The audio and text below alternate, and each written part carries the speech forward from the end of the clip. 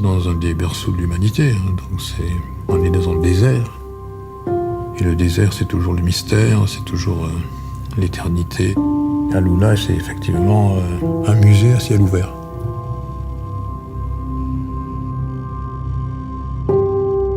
Ce qui m'a le plus frappé, au-delà des archéologies, c'est le travail du vent sur ces rochers. Quand on se promène, on est sidéré. C'est quelque chose que je n'avais jamais vu avec cette précision. Et pour moi, ces rochers et ces paysages-là sont des œuvres d'art, en fait, des œuvres d'art naturelles. Être amené à construire là, c'est une vraie responsabilité. Ce qui est particulier à Chéran, c'est que c'est un paysage vierge. Quand on grimpe un tout petit peu, on découvre qu'avec l'altimétrie, on a des coupes dans le ciel et dans les horizons qui sont très très différentes. Donc mon projet, en fait, il part de là. J'ai comme philosophie toujours de travailler avec ce qui est là. Quand on est contextualiste, ce qui est mon cas, c'est la base. Cette richesse de tout ce qui est là, c'est effectivement ces masses rocheuses, c'est cette inertie, c'est l'eau en dessous. Construire là, c'est approfondir le site, en fait. C'est lui donner une qualité de plus. C'est orienter un regard. Et c'est se servir de tout ce qui est là. Se servir de toutes les qualités qui sont là. Et je pense que là, il y a quelque chose qui est à revisiter dans une modernité qui est habiter le roc.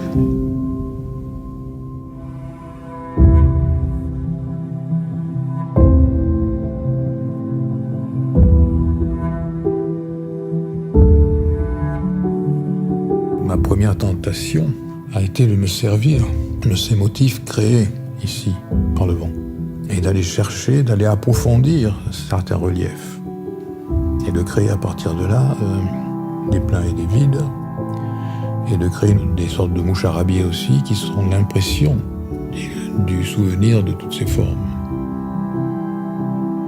Et il va falloir amener de la lumière dedans parce qu'on veut des raies de soleil, on veut savoir où on est.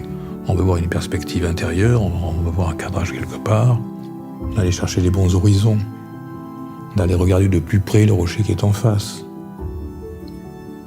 C'était important aussi de créer, depuis le ciel, une pénétration très forte.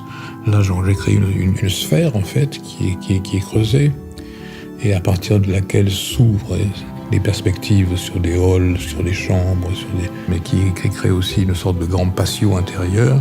Mais ça, c'est vu du ciel, donc c'est quelque chose qu'on découvre là comme une grande surprise. On va chercher la lumière, toujours. C'est le principe du puits, c'est un puits de lumière, mais enfin c'est la même chose.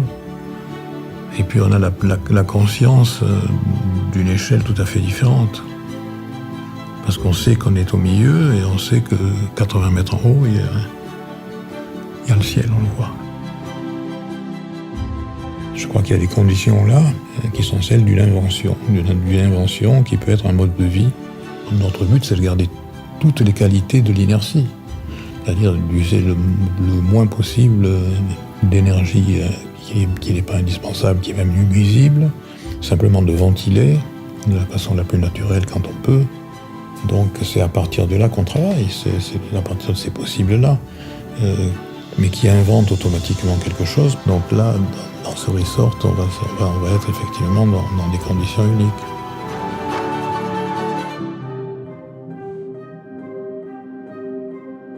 L'émotion, c'est la base de l'architecture et c'est la base de l'art. Donc il est évident que sur ces rochers-là et dans ces rochers-là, il y a quelque chose d'émotionnel.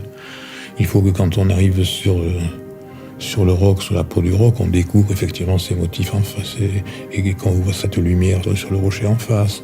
Bon, c'est toutes ces émotions-là qui sont effectivement un vocabulaire qui n'est pas utilisé souvent. Je pense que chaque architecture a effectivement une raison profonde. Mais là, donc, on est dans une dimension très, très métaphysique, très poétique, à une échelle géographique, et dans une conscience d'un paysage ou d'un monde que l'on veut approfondir, que l'on veut rendre encore plus sensible, je dirais. Donc ça, on n'a pas souvent ces conditions-là. C'est sûr que ça crée quelque chose de totalement unique. Je pense que toute construction qui va venir là sans correspondance directe avec le relief ou avec la matière viendra troubler quelque chose. Donc ici, il s'agit de troubler, mais d'une autre façon. De troubler par l'émotion.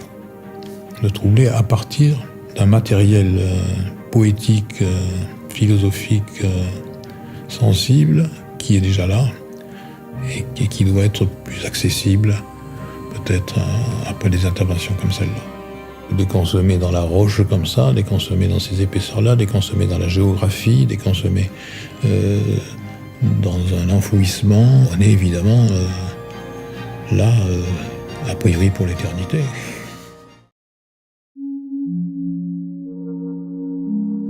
L'Institut du monde arabe, que j'ai étudié en 1981, à l'arrivée de François Mitterrand, puisque ça a été le premier des grands travaux de François Mitterrand, le premier des grands concours, m'a donné effectivement l'occasion de me pencher sur l'architecture arabe. Arabe, mais aussi évidemment, ça va de soi, sur l'architecture islamique, les deux étant souvent liés. Et la première chose qui m'a frappé, c'est la relation de l'architecture arabe avec la géométrie. Et j'ai voulu toujours travailler sur cette perception de la géométrie souvent liée à l'abstraction. L'abstraction venant souvent des données islamiques. Et l'Institut du monde arabe est en fait un jeu sur géométrie et lumière. Et en fait, à chaque fois que je travaille sur un bâtiment lié au pays arabe, je retombe sur cette évidence. C'est-à-dire, on ne peut pas parler de cette architecture sans parler de géométrie et de lumière. Et le plus souvent, sans lier les deux. J'ai retrouvé ce problème en faisant la tour du Qatar pour Sheikh Saoud. On se retrouve là aussi avec un jeu de géométrie avec des brise-soleil, où les brise-soleil vont imprimer leur géométrie dans l'espace, sur les planchers, sur les murs. L'Institut du monde arabe déjà, avec sa façade sud, était un filtre qui qualifiait tout le bâtiment par la lumière et par la géométrie. Sur le projet de Sea Lights, on retrouvera ces thèmes-là, évidemment. On les retrouvera d'une autre façon, dans une relation aussi qui est très chère à l'architecture arabe, c'est la relation à l'eau.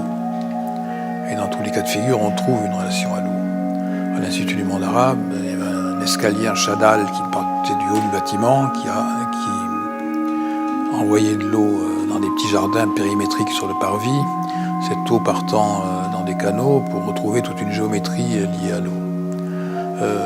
Dans le projet de Sea Lights, on va trouver la relation à l'eau d'une autre façon, puisque le projet se situera sur l'eau. Mais à chaque fois, la relation à la lumière est une relation évidente, sensible, qui qualifie la relation avec le soleil. Et sur le projet de Louvre Abu Dhabi, le grand dôme et la façon d'organiser une pluie de lumière, avec les raies de lumière visibles qui vont en fait percuter les volumes qui sont protégés en dessous. Bon, c'est une évocation directe de sensations qu'on a souvent dans les mosquées et qu'on a souvent dans les souks, où entre les planches des souks, on voit passer des raies de lumière comme ça qui tapent sur les marchandises. Donc à chaque fois, on retrouve des sensations qui sont fondamentalement liées à cette histoire, qui sont liées à tout ce que l'Arabie a pu produire, le monde arabe a pu produire comme bâtiment sous le soleil, dans le désert, quelquefois au bord de l'eau, basé toujours sur cette géométrie simple, et ensuite sur cette sophistication dans les abstractions et les décorations, avec les éliges, avec les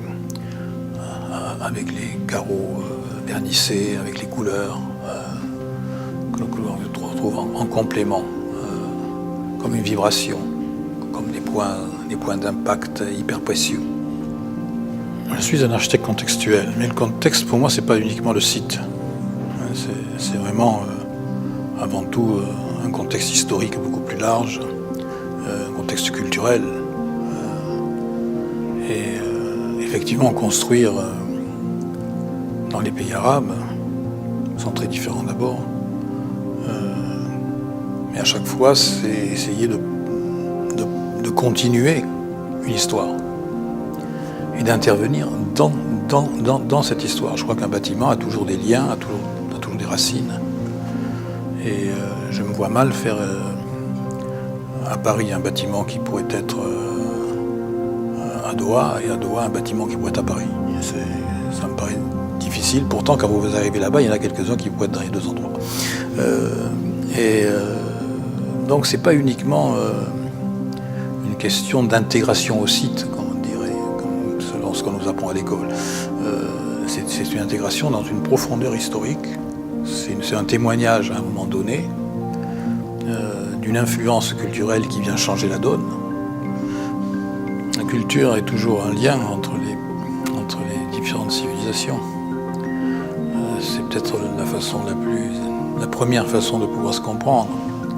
Ce ne sont pas des expressions qui témoignent d'une sensibilité, qui sont souvent des expressions d'une certaine abstraction. C'est vrai avec les arts plastiques, c'est vrai avec la musique, c'est vrai avec l'architecture, par exemple. Aujourd'hui, ce sera vrai de plus en plus avec toutes les images qui envahissent les réseaux. Donc je crois que tout ça crée du lien, effectivement, et permettra de faire évoluer le monde. L'architecture, c'est pour cela qu'elle ne doit pas toujours être la même. Elle doit parler à chaque fois de quelqu'un. Elle ne peut pas être la même dans le monde entier. Elle doit bien parler pour quelqu'un. Elle doit bien témoigner des désirs de quelqu'un. Je crois que l'architecture, c'est écouter. Donc on ne fait pas la même architecture à l'ouest, à l'est, au sud, etc. Donc je veux dire, l'architecte n'a pas à imposer ses propres valeurs ou ses propres sensibilités sur des plans aussi généraux. Je ne le crois pas. On n'arrive pas avec un bagage qui est le nôtre et on dit vous prenez ça, à moins qu'on vienne nous chercher pour ça, mais c'est pas la philosophie que j'ai de mon métier. Je crois que mon métier, c'est d'abord d'essayer de comprendre où ces architectures vont se situer, comment elles vont s'ancrer et quel sens elles vont faire là où elles vont être. Donc toujours ce problème de sens et de sensibilité. Il y a évidemment à chaque fois des imports. Il y a à chaque fois des inventions qui peuvent être liées à notre propre histoire. On ne les enlèvera jamais. Et les architectes qui revenaient d'Égypte et de Grèce quand ils allaient en France remontraient les exemples qu'ils avaient vus ailleurs. Donc ça, pourquoi pas. Mais surtout à travers ce filtre évident qui est celui pour qui on construit, des gens qui vont vivre cette architecture et qui vont la vivre en relation avec leur propre sensibilité et leur propre culture. Donc pour moi, c'est la base. Maintenant, ce qui me paraît très important aussi, c'est le paramètre historique. C'est-à-dire que nous sommes à une époque donnée et on prend en compte ce qui se passe à cette époque donnée. Le fait qu'on soit appelé à construire là-bas fait partie de cette époque-là. Il y a de nouvelles techniques qui arrivent aussi. Donc on peut utiliser d'autres techniques, on a plus de moyens à notre disposition. Donc c'est plutôt dans ce témoignage d'époque, en relation avec la culture locale toujours, et avec le contexte historico-géographique, que ces paramètres peuvent intervenir et témoigner d'une autre époque, d'un autre moment. C'est un grand problème, effectivement, pour les Émirats et pour les pays arabes, avec un grand développement économique et touristique, et cette création et cette volonté d'inventer de nouveaux lieux à fréquenter pour les loisirs et pour les affaires. C'est difficile de préserver son identité, effectivement, parce que tout ça doit se faire très vite, et on voit beaucoup d'architecture parachutée. On voit beaucoup d'architecture qui arrive. Elles ont été prédestinées, finalement. elles sont là, elles arrivent, boum, boum, boum, boum, il y en a partout. Et finalement, comme souvent, l'urgence est mauvaise conseillère. Bon. Donc, je crois que le rôle de l'architecte, c'est de rappeler qu'il construise quelque part. Autrement dit, que le terrain n'est pas libre, que ce n'est pas une chose complètement nue. C'est pas vrai que c'est vide. Il y a beaucoup de charges historiques et géographiques et beaucoup de charges, une énorme mémoire de ces pays liés au désert, à la mer, liés liés à leur religion et à leur culture générale. Donc pour moi, il n'est pas question de dire que toutes les tours de bureau doivent se ressembler. Je crois qu'une tour arabe n'est pas la même qu'une tour européenne. Je crois qu'une tour sous le soleil et dans le désert, c'est pas la même non plus. Je crois que les grands bâtiments sont faits pour être des points de repère aussi, mais que ces points de repère sont symboliques. Donc il y a une vraie bataille sur l'identité, c'est sûr. Pour eux, la bataille sur la modernité, je crois, est très importante aussi. Je les rejoins sur ce plan-là. C'est important aussi de témoigner de son temps. Maintenant, ça ne se fait pas uniquement par la répétition des mêmes modèles globaux.